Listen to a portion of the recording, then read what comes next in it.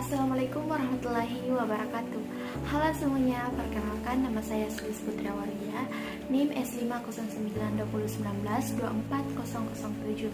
Di sini saya akan membawakan presentasi dengan judul Pengantar Hukum Laut. Hukum kelautan merupakan salah satu cabang hukum internasional dan nasional yang mengatur hubungan antar negara, subjek hukum internasional maupun individu dalam memanfaatkan, mengelola, dan melestarikan laut beserta sumber dayanya. Laut memiliki arti strategis baik dari segi ekonomi, politik, maupun pertahanan, sehingga memerlukan aturan hukum yang komprehensif dan seragam.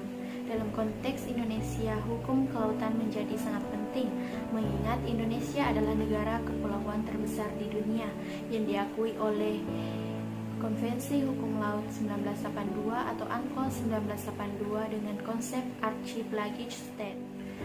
Baik, pengertian hukum laut dan hukum kelautan. Hukum laut yaitu aturan hukum internasional yang mengatur status laut dan hubungan antar negara.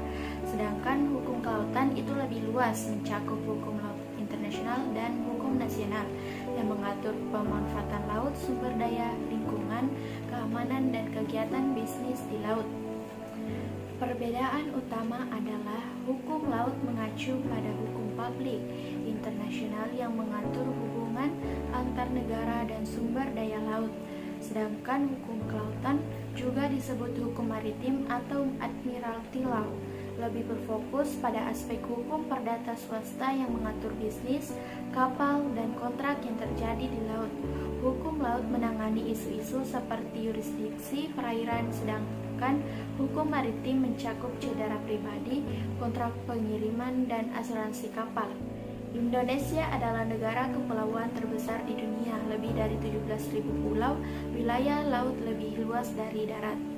Kepentingan strategisnya yang pertama yaitu kedaulatan dan pertahanan, menjaga batas wilayah laut dan mengatasi konflik perbatasan. Yang kedua, ekonomi pengelolaan sumber daya laut seperti perikanan, minyak, gas, dan mineral. Yang ketiga, lingkungan, mencegah pencemaran laut, melestarikan ekosistem laut. Dan yang keempat, politik dan diplomasi, itu memperkuat posisi Indonesia dalam perundingan internasional. Indonesia memiliki dasar hukum nasional yang berkaitan dengan kelautan, antara lain yang pertama, Undang-Undang Dasar Negara Republik Indonesia tahun 1945 pasal 25A yang berisi Negara Kesatuan Republik Indonesia adalah sebuah negara kepulauan. Dan yang kedua, Undang-Undang Nomor 6 Tahun 1996 tentang Perairan Indonesia. Dan yang ketiga, Undang-Undang Nomor 32 Tahun 2014 tentang Kelautan. Dan yang keempat, Undang-Undang Nomor 32 Tahun 2009 tentang Perlindungan dan Pengelolaan Lingkungan Hidup.